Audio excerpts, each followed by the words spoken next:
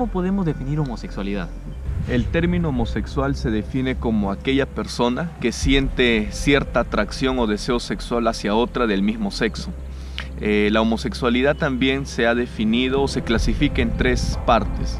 Tenemos al homosexual invertido por defecto, que es aquella persona que cree que nace siendo homosexual, que es innata su condición.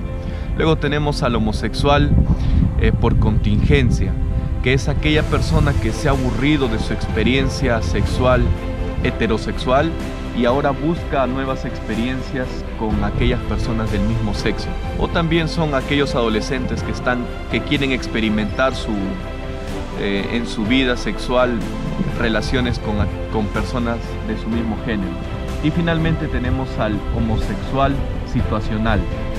Ellos no se consideran homosexuales, pero son aquellas personas que por la situación en la que se encuentran, por ejemplo, tenemos a presos en las cárceles, a personal del ejército que se encuentran en un campamento donde solo están personal masculino y tienden a participar de esos encuentros sexuales, ¿no? Entonces hay que recordar que ellos no se consideran homosexuales, solamente es por la situación en la que se encuentran. Ahora bien, ¿se nace siendo homosexual? La idea de un gen homosexual parte de 1993 con un estudio publicado en la revista Science. Se demostró que, aparentemente, un grupo de homosexuales ligados por línea materna, ya sea con algunos parientes como tíos o primos gays, compartían similitudes en la región del cromosoma llamado X. Más adelante, en el 2014, la revista Psychological Medicine publicó un estudio similar con un grupo más grande de personas. ¿Qué podemos decir frente a esto? Es el mismo caso del llamado gen asesino. Se creía que había encontrado por fin la ciencia una parte del ADN humano que hacía que unas personas sean más propensas a cometer crímenes. Sin embargo, al realizar el mismo estudio en personas con las mismas características, se encontró que no cometían ni un crimen en toda su vida. La conclusión: el homosexualismo, y así también el llamado gen asesino, es una conducta, no una identidad. ¿Cómo es que uno se hace homosexual? Hay básicamente dos razones por las cuales una persona puede llegar a ser homosexual. Según los estudios en la literatura hemos revisado que el ambiente determina muchas veces esta condición o esta conducta. Esta es la primera razón. Y la segunda razón es el tema de la respuesta al ambiente de esta persona. Es decir, la persona vive en un lugar, se desenvuelve en un espacio específico y a partir de esto la respuesta de esta persona hacia ese ambiente es lo que genera también esta condición. Por lo tanto, son solamente dos razones que hemos encontrado en la literatura por las cuales una persona o por las cuales las personas pueden llegar a ser homosexuales: el ambiente donde se desenvuelven y la respuesta a este ambiente. ¿Tenemos algún caso de homosexualidad en la palabra de Dios? Tenemos en Génesis capítulo 19 el caso de los habitantes de Sodoma, cuando dos extranjeros, ángeles, visitan a Lot. Pues la población sodomita se entera de esta visita y los va a buscar.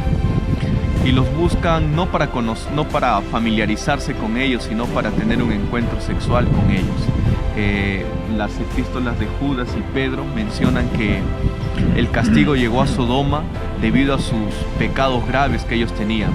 Y no podemos excluir el pecado del homosexualismo que había entre esos pueblos. Luego tenemos en Jueces 19 también un ejemplo, casi la misma historia. Estos hombres, habitantes de ese lugar, pues practicaban el homosexualismo abiertamente. Algunos estudiosos dicen que Jonatán y David eran homosexuales. Sin embargo, no hay ninguna clara especificación que pueda decirnos que ellos eran homosexuales. Ellos se querían, se amaban con un amor amigal, más no con un amor entre parejas, ¿no? Entonces esa posición es descartada. En el Nuevo Testamento tenemos también algunos críticos de la Biblia que mencionan, o defensores de la posición homosexual, que mencionan que el siervo del centurión al cual Jesús sanó era un homosexual. Se cree esto porque, como era un esclavo, las personas piensan que el centurión tenía todo tipo de potestad sobre él, inclusive la potestad sexual, ¿no? Entonces, específicamente en la Biblia tenemos el caso de homosexualismo en Génesis 19 y en Jueces 19, porque esos pobladores tenían estas prácticas, pero en el resto de la Biblia no tenemos un claro ejemplo de homosexualismo. ¿Cuál es la posición bíblica sobre este tema? Debemos hablar en relación a lo que conocemos por pecado. El pecado lo conocemos en al menos dos dimensiones: el pecado flagrante y la naturaleza pecaminosa. Aplicando esto a la homosexualidad, hay una orientación homosexual y hay un homosexual o una homosexualidad practicada. Podemos decir que la orientación homosexual puede ser superada con la ayuda del Espíritu Santo y no inculpa o condena directamente a la persona. Sin embargo, la práctica homosexual es claramente condenada por las Escrituras.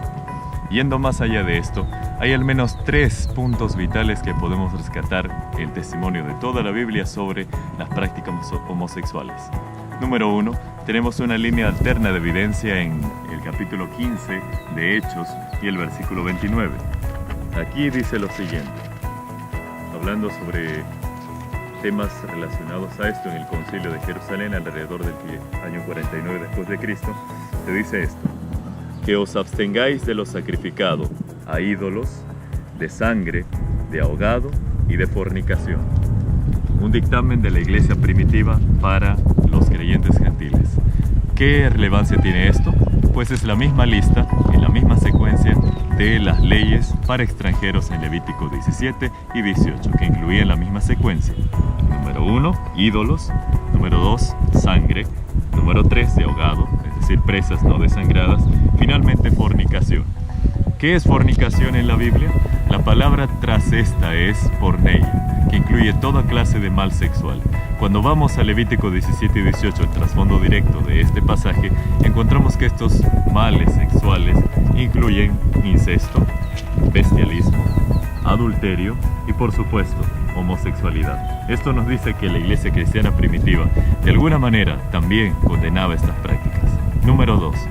La Biblia condena directamente cualquier inmoralidad heterosexual y homosexualidad. Así que ambos están incluidos en esto. 1 Corintios 6, 9, 10 y 11.